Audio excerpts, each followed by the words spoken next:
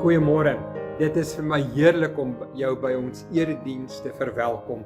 En ons gaan afskop met lied 164, so 'n lied waarmee mens nader kom en voor die Here kom staan. En met hierdie lied sê ons is almal hier te saam.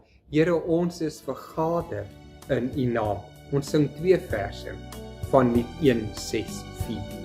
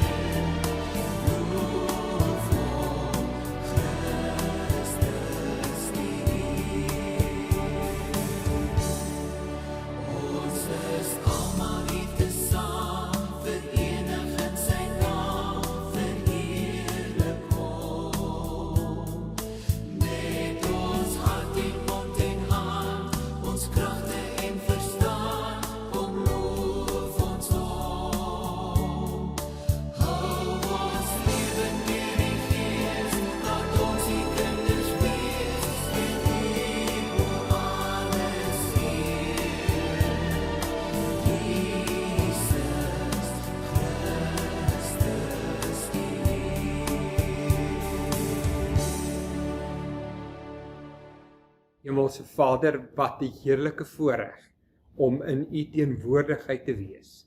Here, wat 'n wonderlike voorreg om U woord voor ons oop te hê. En in ons hart is daar die opwinding om te hoor wat die Gees van die Here vir sy gemeente wil sê. Ons aanbid U, Vader, in die kosbare naam van Jesus, die een wat is en wat was en wat kom en wat vir altyd sal wees, die almagtige Here. Amen.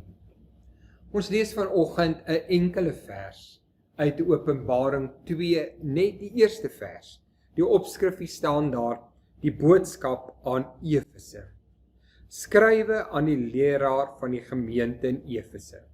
So sê hy wat die 7 sterre in sy regterhand vashou en wat tussen die goue lampe rondgaan.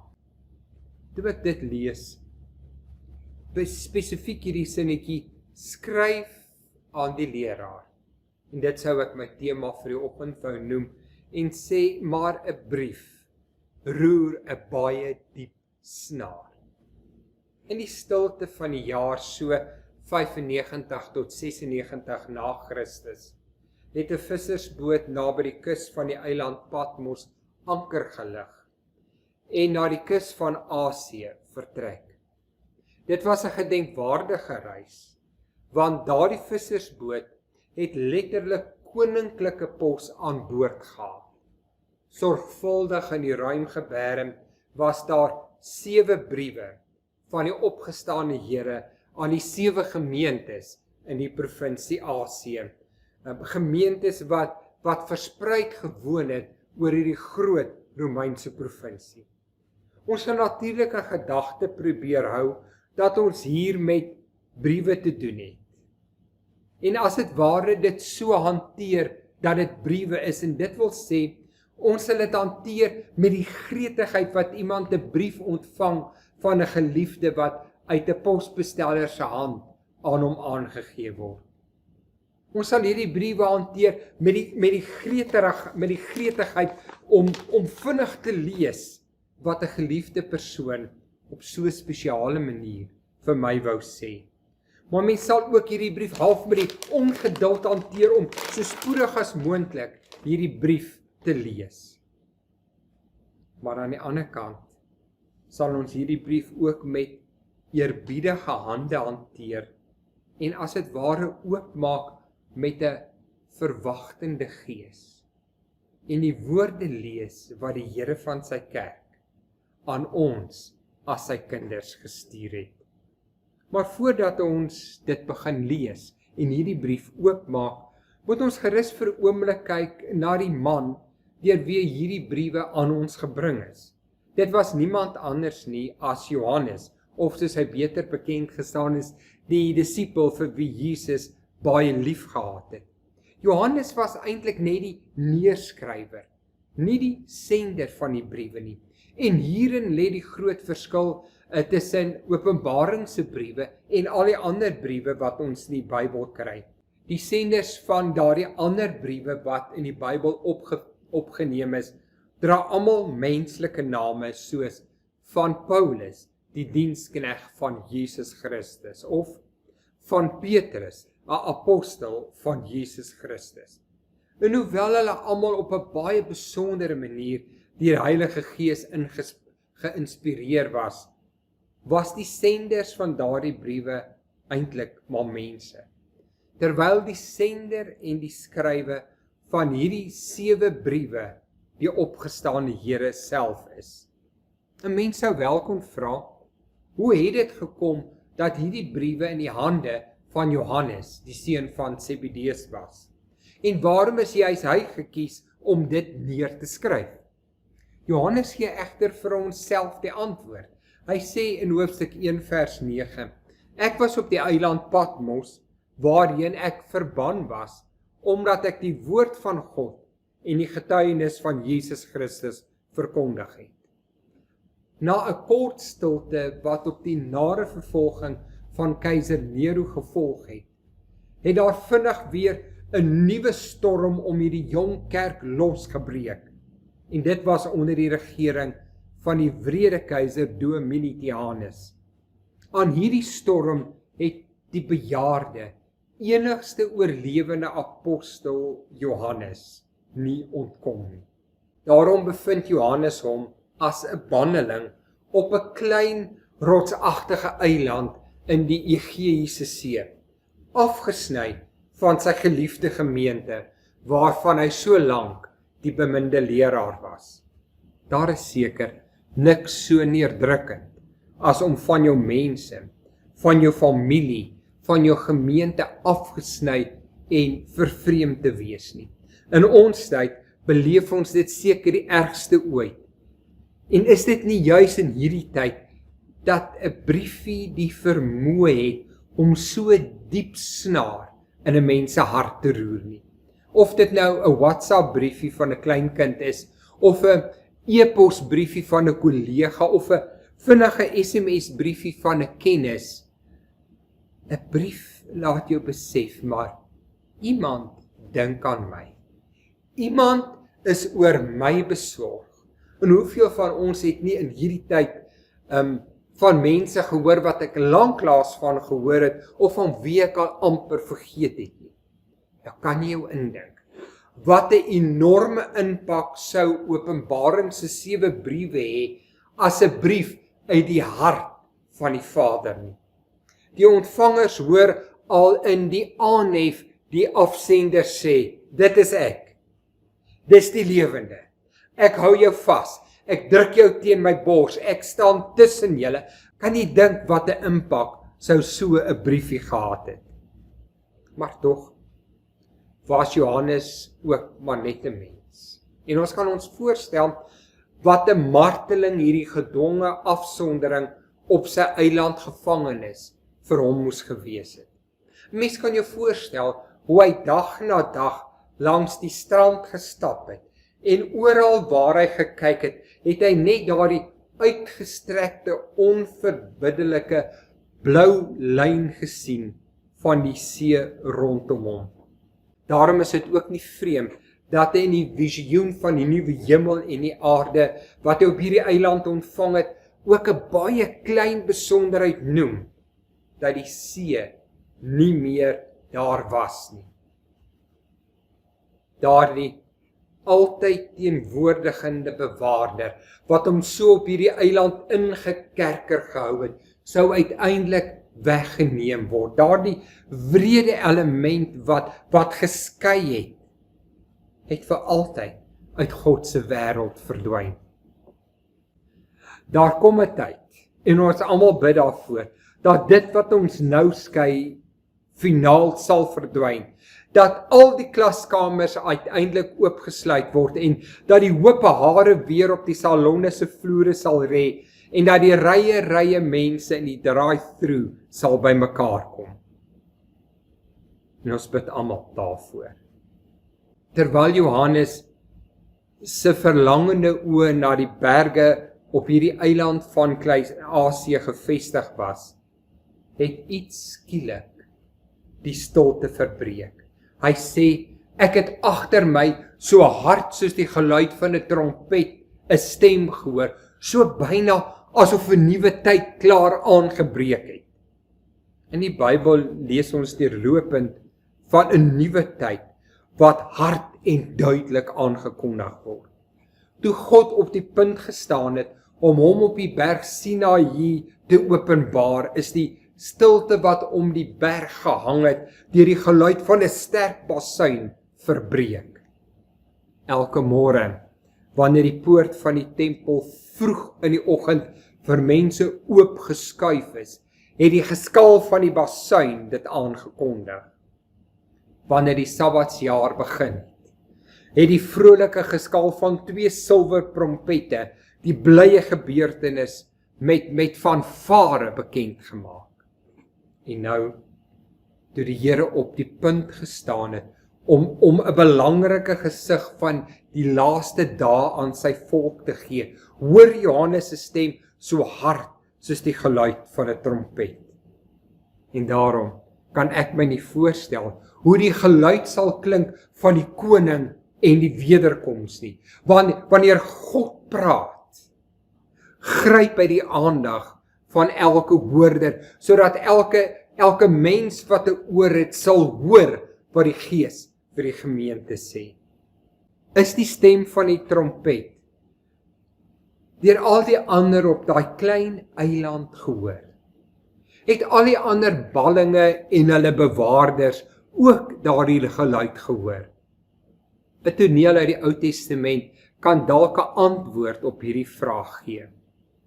'n Groep verbane Jode sit op die wal van die rivier in Babel en hulle beween hulle droewige lot. Ons lees by die riviere van Babel, daar het ons gesit, ons het geween as ons aan Sion dink. Aan die wilgerbome wat daarin was, het ons siters opgehang, want instrumente van vrolikheid is nutteloos in die rou uur van hulle droefheid, van hulle verbanning. Maar laer af, op die wal van dieselfde rivier, sit 'n man, ook 'n Joodse balling, en hy beskryf sy ervaring so.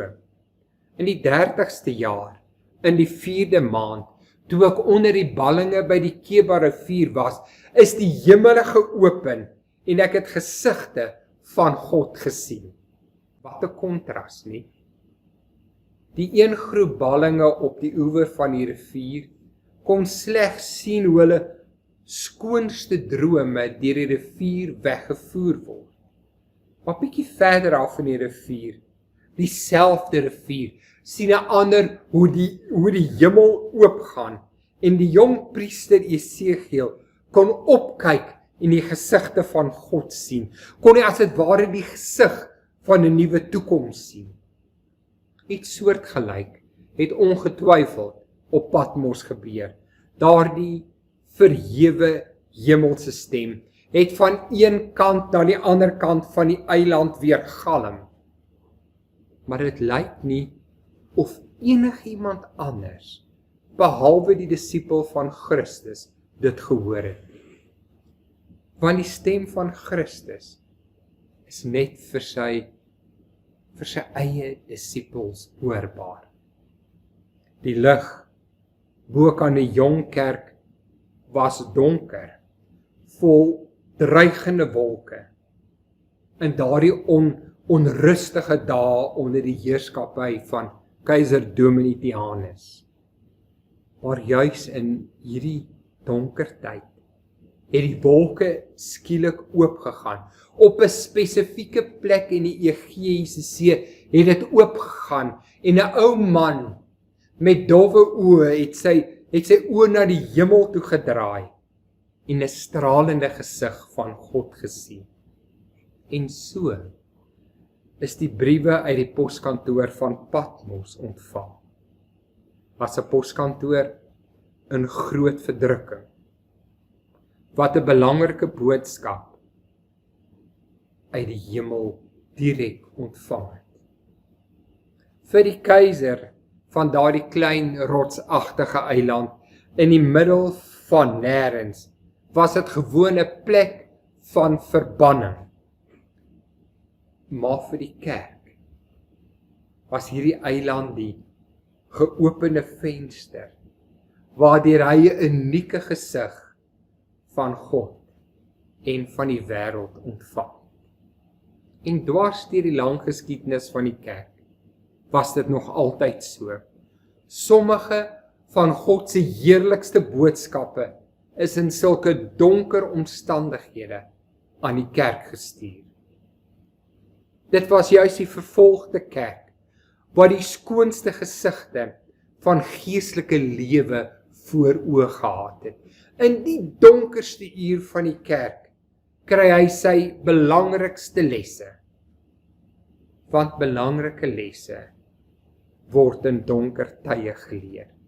In ons dag leer regerings en owerhede lewensbelangrike lesse oor die hantering van die COVID-19 pandemie. Die kerk ontdek nuwe maniere om te vergader en om die evangelie te verkondig. Skielik word dit moontlik en maklik vir gemeentes en ander kerke om hande te vat en saam te werk en so ons Vader se hart van deernis uit te leef. Vandag nog lê daar vir my en jou pos by die poskantoor op Patmos. Ook in hierdie angsvolle dae waarin ons leef, het die Here vir ons besondere boodskappe van liefde. In hierdie tyd ervaar ons onverwagte gebare van bemoediging en deernis. Wanneer die lig bo gelowige donker word, wanneer die storms losbars, wanneer die laaste rand uitgegee is en die beste planne misluk het en deur na deur toeklap en siekbemindes alleen sterf, dis dan wanneer God sy grootste boodskap van troos en hoop stuur. Mag elkeen wat kan hoor, luister na wat die Gees van die Here vir die gemeente sê. Amen. Hemelse Vader, Here, ons leef in ongemaklike tye wat swaar is. Here, dankie vir die lesse wat ons leer, wat 'n blywende invloed op ons lewe sal hê, in die tye na inperking en vir altyd. Help ons, Here, om vas te hou daaraan, dat U tussen die lampe staan, dat U ons die sterre teen U bors druk. Amen.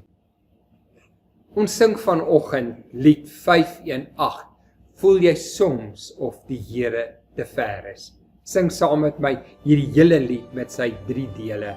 Voel jy soms of die Here te ver is. Lied 518. Voel jy soms of die Here te ver is. Twyfel jy soms aan God se bestaan. Jy moet glo dat die Heer met jou saamloop, dat sy Gees oral met jou sal gaan. Jesus sê, hy kom weer, hy kom uit die hemel neer, net pas hy net geskaal, kom hy as sy mense haal. Deur sy woord weet ons Jesus gaan terugkeer, na ons wêreld met alles daarin, wat gebreek is sal Jesus kom heel maak, deur sy woord weet ons alles maak sin. Oor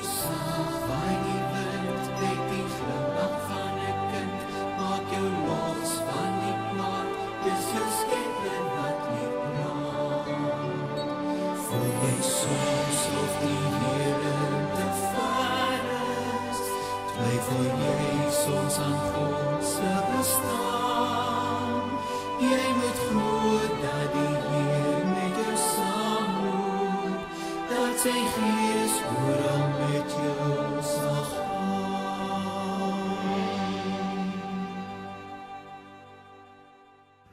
Ek groet jou in die naam van die Vader en die Seun en die Heilige Gees. Amen. Totsiens tot 'n volgende keer, dan praat ons oor die brief aan Efese onder die tema Ek weet alles wat jy doen.